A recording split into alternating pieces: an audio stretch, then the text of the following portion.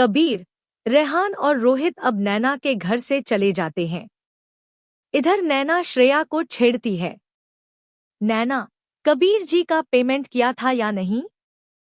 श्रेया, चिढ़ते हुए, क्या नैना दी आप भी? अब आप भी मत शुरू हो जाइए।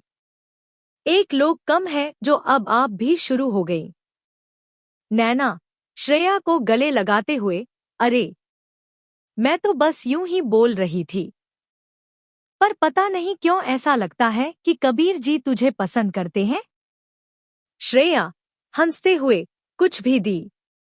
आप भी पता नहीं क्या क्या सोचती रहती हैं। रात में सब अब डिनर करके अपने अपने रूम में चले जाते हैं। तभी श्रेया अपने रूम में जाती है और सोने की कोशिश करती है। लेकिन जैसे ही वह अपनी आंखें बंद करती है, वैसे ही उसे कबीर जी का चेहरा नजर आता है और उसकी आंखें फिर से खुल जाती हैं।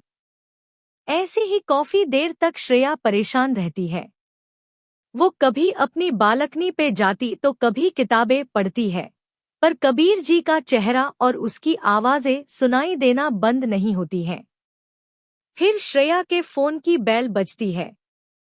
रात के 12 बज रहे थे। देखा तो अननोन नंबर था।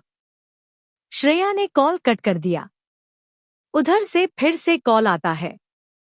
कॉल रिसीव ना होने पर टेक्स्ट मैसेज आता है। श्रेया जी कॉल तो उठाइए। मुझे पता है आपको नींद नहीं आ रही होगी।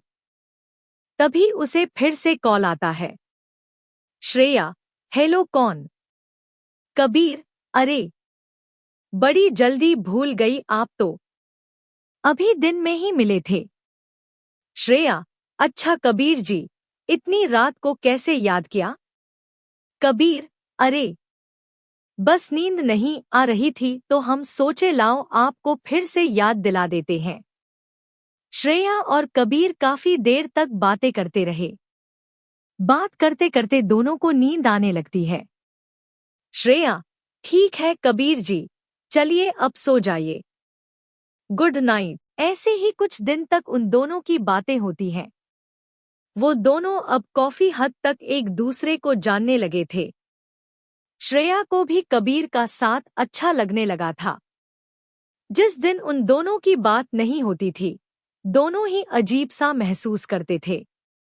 वो दोनों एक दूसरे को काफी पसंद करते थे। श्रेया भी शायद अब कबीर को पसंद करने लगी थी। धीरे धीरे करके रेहान और नैना की शादी का दिन करीब आ गया। जैसा कि नैना के पापा ने कहा था कि शादी एक ही जगह होगी और उसके सारे फंक्शन साथ में मनाए जाएंगे। इस हिसाब से अब रेहान, कबीर और रोहित अब नैना के घर आ जाते हैं। धीरे धीरे सारी तैयारियां शुरू हो जाती हैं।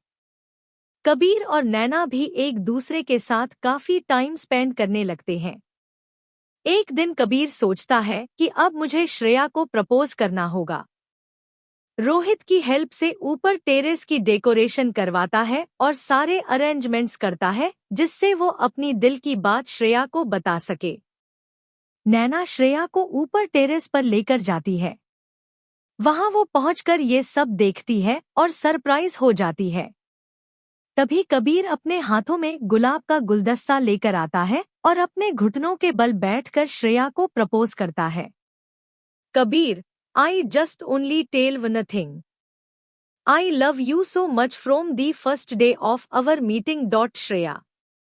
ये सब देखकर श्रेया काफी डर जाती है कि वह क्या कहे।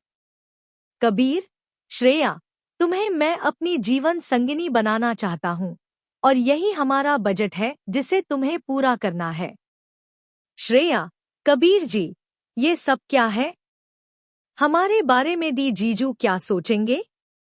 तभी पीछे से सारे घर वाले आ जाते हैं। नैना के पापा, बेटा, कोई कुछ नहीं सोचेगा। हमें सब पता है। कबीर ने मुझे पहले ही बता दिया था और तुम्हारा हाथ हमसे मांग लिया था। श्रेया हाँ में सिर हिलाते हुए स्माइल करती है। ये देखकर कबीर ने श्रेया को अपनी गोद में उठा लिया और घुमाने लगा। नैना के पिता, चलो अब एक पंथ दो काज हो जाएगा। शादी की खुशी दोगुनी हो गई। तब कबीर और रेहान की शादी हो गई दोनों बहनों के साथ। इसी के साथ ये कहानी यहीं पूरी तरह समाप्त होती है। साथ ही ऐसे मजेदार कहानी सुनने के लिए एल और हमारे साथ जुड़े रहने के लिए एल हमारे चैनल को लाइक एंड सब्सक्राइब जरूर करें।